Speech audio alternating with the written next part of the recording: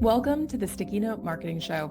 I'm your host, Mary Zarnecki. Business leaders today are overwhelmed with a unique set of challenges, from rapidly changing markets to digital disruptions, leaving many uncertain about where to focus their efforts to grow their brands and their businesses. This uncertainty can lead to missed opportunities, wasted resources, and stagnant growth. But it doesn't have to be this way. On this show, I provide clear, actionable strategies and bring in guest experts that cut through the noise and deliver consistent results.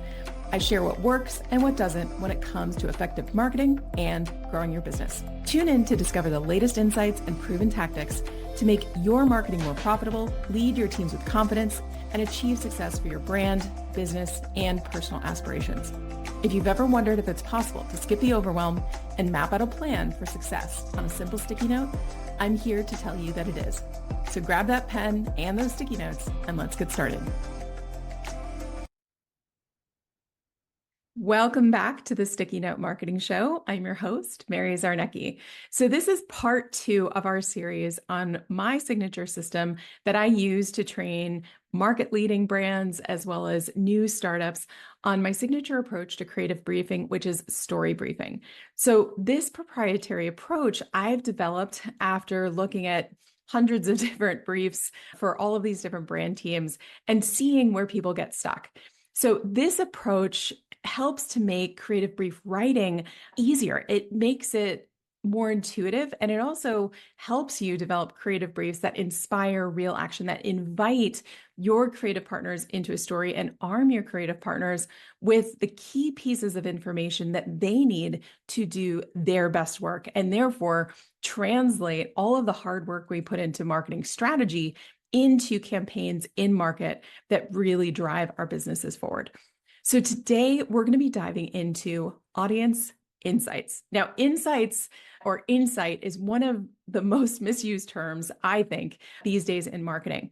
Today, I want to unpack and really invite you to pull apart what we mean when we say insight versus something like a need or want or a data point. So when we're talking about the kind of insights we are today, these are powerful. These are sometimes hidden truths that can reveal what really drives your audience. And when we speak into these insights, that is how you truly captivate attention. So why do these insights matter so much? It's truly about going beyond the data.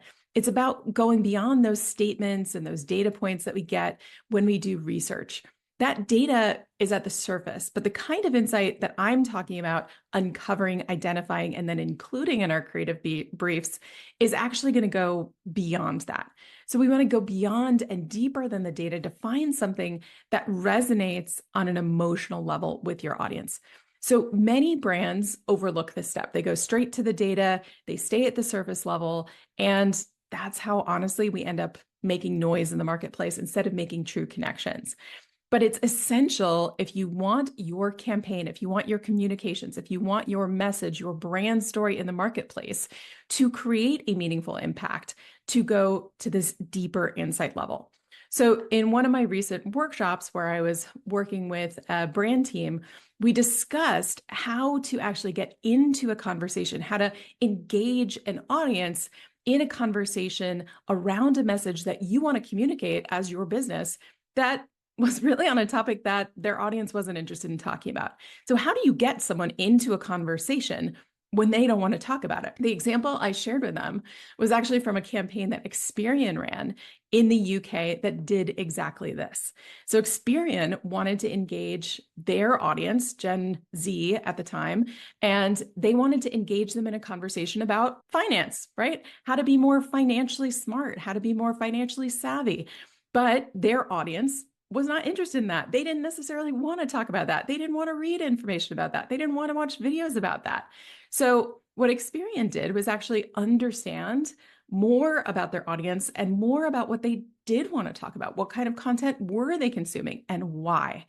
So instead of just talking about what they wanted to talk about, identity protection, being more financially smart with investments and how you're saving money or spending money, they tapped into a deeper understanding of their audience and uncovered what they were really afraid of, what their audience had at this insight level, that they feared losing control of their finances, which would really lead to a loss of control over their identity, about their ability to have experiences that they valued.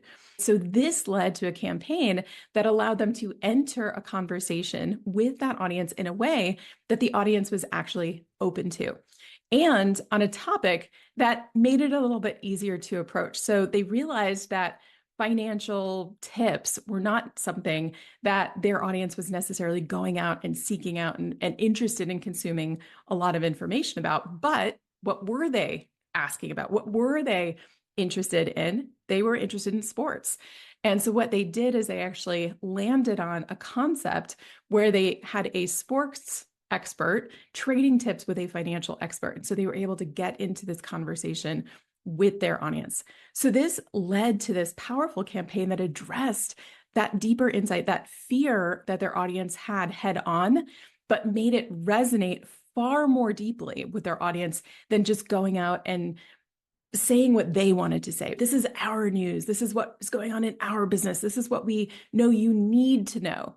Their audience wasn't going to be hearing that.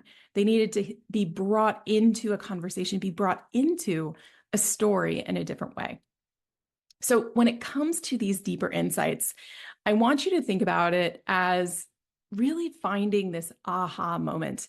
It's not about what people are saying they want on the surface. And it's also not about what you, the expert, the brand, the one with the solution or the answer, knows that they need.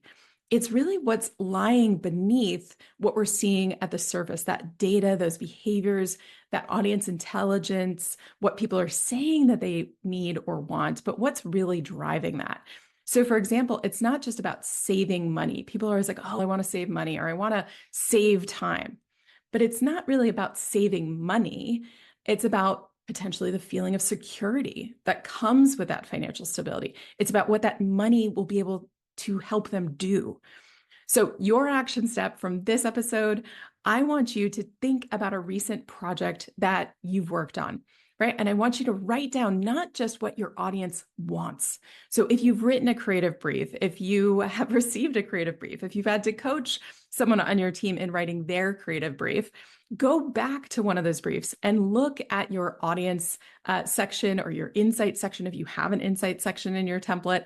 And I want you to look at what you actually had in there, what your team had actually put in there.